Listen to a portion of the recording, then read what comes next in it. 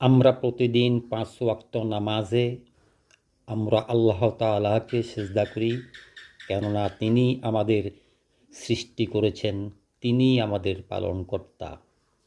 আর তার ইবাদতের জন্যেই আমাদেরকে সৃষ্টি করেছেন, কেবল তিনিই একমাত্র ইবাদতের উপযুক্ত। আল্লাহ তাআলা ছাড়া অন্য কাউকে সিজদা করা সম্পূর্ণভাবে হারাম, সেটা কারো সম্মান কিংবা মর্যাদা আর যেই অর্থেই হোক না কেন। আল্লাহ তাআলা ছাড়া কাউকে সিজদা করা হারাম। এই সিজদার দুনিয়ার মালিক সৃষ্টিকর্তা আল্লাহর প্রতি আত্মসমর্পণের চূড়ান্ত নমুনা। নামাজের প্রতি রাকাতে 2টি সিজদা আদায় করতে হয়। প্রথম সিজদা থেকে মাথা উঠানোর অর্থ হলো আমরা মাটি থেকে উত্থিত হয়েছি।